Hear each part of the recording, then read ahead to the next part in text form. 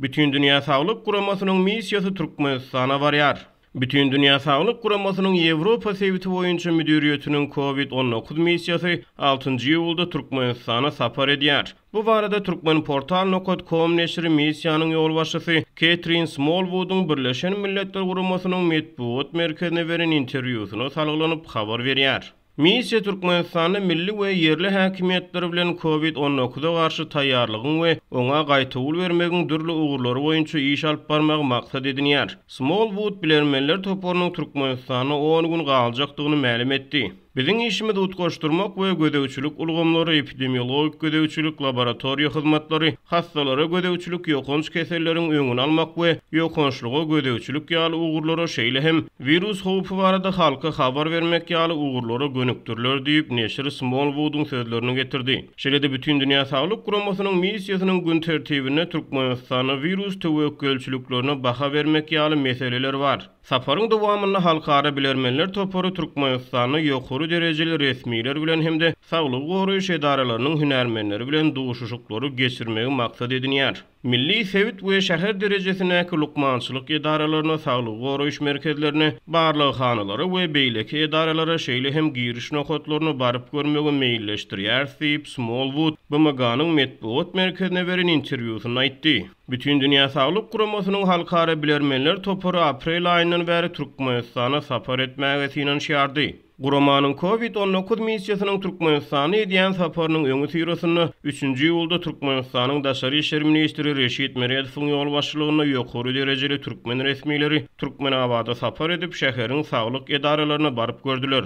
Bu aralykda häkimetler ýurtda koronavirus ýokunjunyň ýokdugyny aýdýan wagty Türkmenistanda mewjudalyan şüpheli pneumoniýa barada aladaly habarlar gelip gowuşýar. Any günüň ikinji ýarymynda Daşary işler ministri Reşit Meredowyň ýolbaşçylygyna resmiler topory Bütün Dünya Sağlyk Guramasynyň missiýasyny kabul etjek edaralary barlamak üçin Lewaba sapar etdiler. Meredow iki premier ministr we saglyk goraýyş we derman senagaty ministri ýoldaş boldy. Olar welaýet hastahanasy, şäher hastahanasy we Türkmenabadyň ýokunç keselleri hastahanasy ýaly birnäçe edarany gözden geçirdiler diýip Azatlyk radiosynyň habarçysy 4-nji ýylda habar berdi. Beýleki bir habarçymyz Bütün Dünya Sağlyk Guramasynyň missiýasynyň saparynyň öňü ýany 6-njy ýyldan başlap Türkmenabadda açyk meýdanda gurulan sowda tekçileriniň hemde köp sanly kafeniň we dukanlaryň ýapylýanyny habar berdi. Bu duýduruş 2-nji ýylda berildi. Şol bir wagtyň özünde Türkmenabadda maskaly adamlar köpelip başlady. Hiç kim azar berenok. 6-njy ýyl 8-nji ýyl aralygynda mehmanlar gelmeli.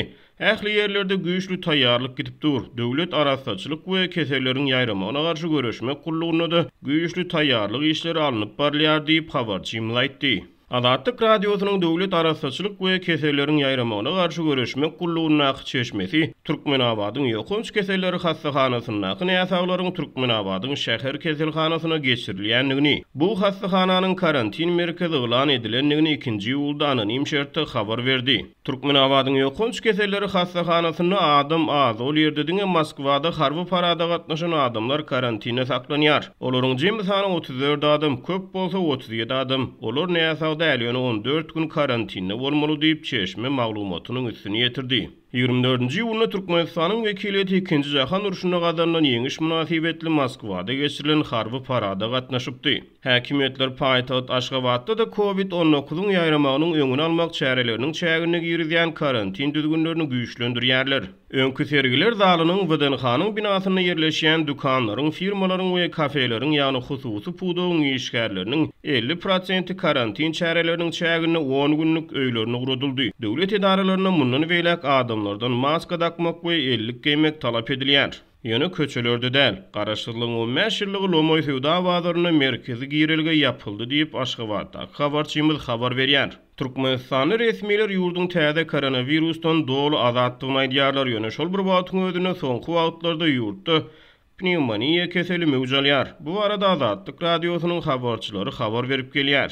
Aşgabatda 84 ýaşly bir garra ýaly keselhana ýerleşdirildi we ol ýerde pneumoniýadan öldü. Onuň jesedini öýlerini äkitmediler, derrew jaýladylar diýip habarçy aýtdy. Şilede keselhanada 17 ýaşly bir futbolçy pneumoniýadan aradan çykdy. Şular ýaly habarlar hemme ýerde eşdilýär diýip ol aýtdy. Yine bir habarçymyz 60 ýaşly bir köşlü erkek adamyň keselhanada aradan çykandan soň onuň jesediniň selofan gaby olup polisiýa işgärleri we lukmanlar tarapyndan merhumyň dogan garandaşlaryna tapşyrylanyny habar berdi. Ýörüýte gaby aýyrmaga ruhsat bermediler. Şonuň üçin merhum ýuwulmady diýip ol aýtdy. We aradan çykan köşlüniň maşgala agdalarynyň jynazadan soň gözden gaýyp bolanyny habar berdi. Habarçynyň maglumatlaryna görä häzirki wagtda Aşgabatyň Klinika Medisina we Epidemiologiya institutuny her gün 140 koronavirus barlygy geçirilýär. Morgun ýanyna ýerleşen Klinika Medisina we Epidemiologiya institutu ýörüýte iş tertibine geçdi. Ol ýerde Aşgabatda her gün 140 test geçirilýär. Keselhanalar dıknyşyk täze näsawlary kabul etmeýärler. Olar öýlerini bejerip almaly.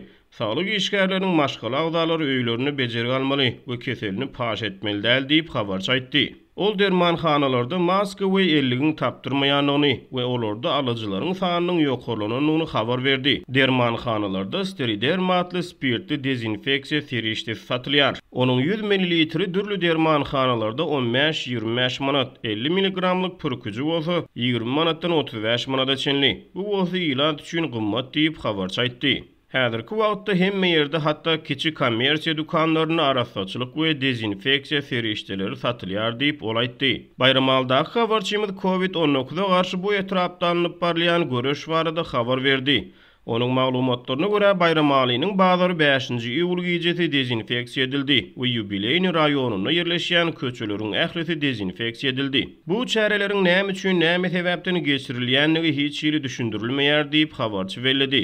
Şeýle-de onuň maglumatlaryna görä hastaxanalarda beden gyzgynlygy ýokurlanýan näsawlar derrew karantina alınýar we 14 gün karantinde saklanýar. Galy bersede habarçy Bayramalyda ilata maska takmaga ruhsat berilmeýändigini, agzy maskala ele salynan raýata polisiýa tarapyndan 200 manat jerime salynýanyny, hemde maska takynýan adamlaryň ilatyň arasyna dowul döretmekde aýyplanýanyny habar berdi. 6-njy ýylda Aşgabatly habarçymyz goşmaçy maglumat berip Türkmenistanyň häkimetleriň ilat arasyna köpelýän pneumoniýa ölümlerini gizleýändigini, merhumlaryň ölüm sebäbiniň ýürek näsazlygy, ýürek ýetmezçiligi ýaly koronavirusa dahylsyz keseller bilen görkezilýändigini habar berdi. Ölümleri gizlemek boýunça alınıp barlayan işleriň gerimine baha vermek gaty kıyın diýip habarçy ilat arasyna ölümleriň juda artýanyny habar berdi. Ölümleriň sany baradaky ähli maglumatlar gizlenýär. Häkimetleriň jynaza çärelerine gatnaşýan adamlaryň sanyny çäklendirýänligi ýa-da merhumy soňky ýoluna uğratmak çäreleriniň düýbünden gadagyn edilýänligi barada suwutmamalar bar diýip habarçy aýtdy. Ol bütün Dünya Sağlyk Guramasynyň halkara bilermenler toparynyň Türkmenistana edýän saparynyň öň ýany 5-nji iýulda agşamary häkimetleriň ýurtda VPN hyzmatlaryny petiklemek işlerini güýçlendirendigini habar berdi. Ara gatnaşyk 10-15 minutdan kesilýär ýa-da düýbünden ýok diýip habarçy paýtagtdan habar berdi. Johns Hopkins Üniversitetiniň soňky maglumatlaryna görä 6-njy iýula çenli dünýäde COVID-19 ýokaşan adamlaryň sany 11 million adamdan aşdy. Bu keselden tutuş dünýäde şu wagtda çenli 535 000 goly adam helak boldy. İran Metbuaty İslam Respublikasynyň Türkmenistana TV gaz eksporty üçin möhleti geçen tölegler sebäpli hiç ýyly ziýan tölegini tölemejekdigini duýdurýar. İran'ın Nevit Ministerliğinin yukarı dereceli işgari Kasran Nuri, Türkmenistan'ın İran'a TV gaz eksportu varadaki şertnamanın jikme-jikleri ve iki tarafın arasındaki düşünsüzlükler varada arbitraj suudunun gelen neticeleri boyunca düşündürüş verdi. 2005-2013 yıllar aralığında önkü İran administrasiyasynyň işlän döwründe Türkmen gaz İran'a gaz eksportunu 3 tapgyrda kesdi ve ýurdun demirazyk bölügünde ýaşaýanlar üçin çynlaky kynçylyk döretdi diýip ol aýtdy.